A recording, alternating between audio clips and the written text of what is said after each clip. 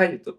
It's Discover the World of Data Science with Amazinum, and today we'll go into a thorough analysis of our work and highlight our expertise in data science.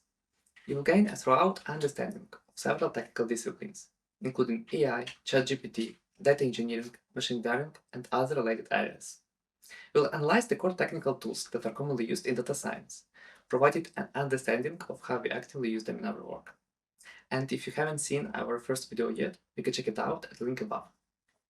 First, I would like to introduce myself. My name is Boris Lepa and I am a data scientist with more than 4 years of commercial experience. My main areas are recommender systems and NLP. Now let's move on to the topic of this video. As of today, we can say that we can complete all tasks that are related to data. For example, data analytics.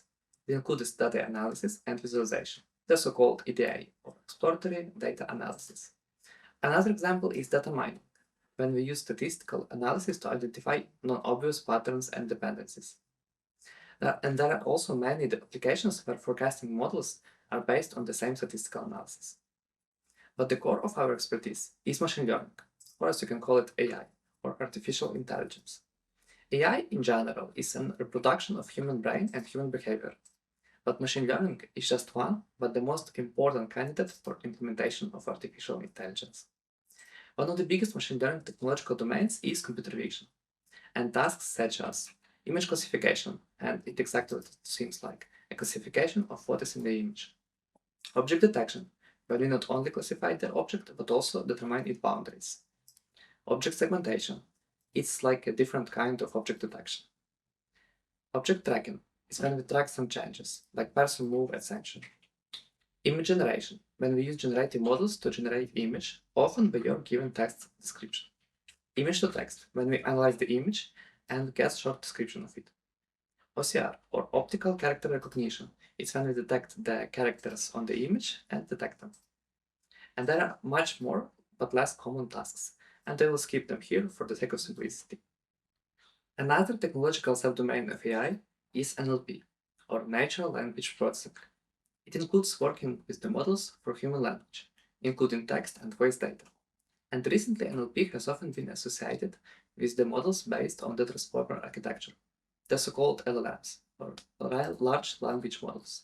You may know them by the example of ChatGPT. And it includes such tasks as chatbots, text summarization, keywords extraction, grammar correction, NAR, or named entity recognition. It is a detection of named entities and their spell checks. Coherence resolution, adding text, tags to images or videos. NMT, or neural machine translation. Calculation of semantic similarity, question answering, paraphrasal models, generative models. And LLMs turned out to be so effective that they can now be used for pretty much any task. And even for tasks that are previously solved by other simpler models can be now solved by LLMs. The third important subdomain of our AI expertise is recommendation systems. And as pretty much every topic mentioned, it also includes a wide variety of tasks, such as recommendations for products in e-commerce based on their characteristics, the so-called content-based recommendations. Recommendations for products that are often bought together. Detection of product viewing sequences in the online store, or the so-called session-based recommendations. There are also recommendation algorithms based on overlapping reviews, the so-called collaborative filtering recommendations. And it works based on the reviews of similar users on similar products. Here, of course, they are not without the custom solutions. For example, from the logistics department, recommendations for the optimal route, taking into the account factors that affect cost and time. I would also highlight a separate class here, a time series forecast. One example of this domain that is popular nowadays, it is forecasting of electricity consumption in smart homes. And because of that, the forecast of electricity generation by solar panels has also become widespread. And it led to increased usage of the weather forecast, and so on, you get the gist of it. There could also be tasks such as prediction of failures in industrial units, such as engines, or forecast of retail sales to optimize supply. Don't forget about a number of problems that can be solved using classical machine learning algorithms, such as XGBoost, anomaly detection, classification, or regression of numerical data tasks. Often we use these algorithms when we don't have any pictures or text, just a bunch of data that can be used to gain insights and business value. Here at Amazinum, we have experience with every machine learning domain and many uncommon tasks as well. So we are confident that any task that can be completed using AI can be completed by us. Also, I want to tell you about cloud solutions. Many tasks today require working with large amounts of data, and it can be not only quantity, but the variety of data or the intensive speed of data arrival. We refer to such tasks as big data. In simpler words, that are tasks that cannot be completed on your personal computer. Our expertise also includes working with services that are in the cloud and that allow working with big data. Last but not the least, I would like to mention data engineering. In this section, there are tasks that require working with data and processing it, but do not need the use of AI. For example, ETL pipelines or extract, transform, load pipelines. And they are often used to transform and process data for visualizations or for machine learning.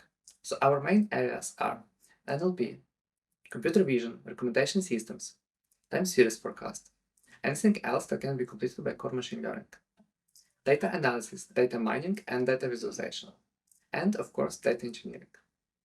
Now I want to tell more about the tech stack that we are working with. Sure, it is not full, because it is mostly to demonstrate that we can work with all the popular technologies.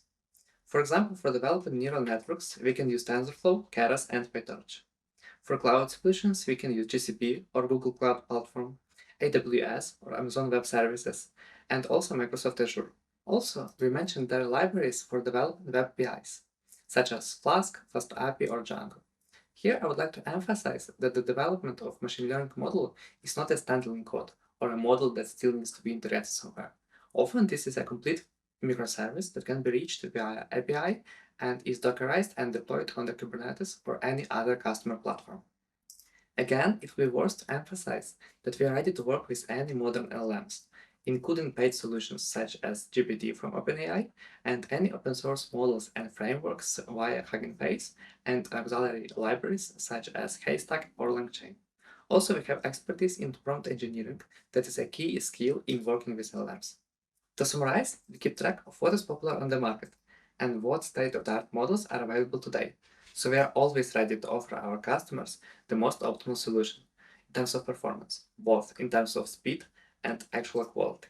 And we also take into account the budget aspect. Please get in touch with us if you already require help or have an idea for putting AI or machine learning application into action. We'll be happy to help you to make it a reality. The video description contains links to our website and our contact information. Visit for more details and to reach out to us.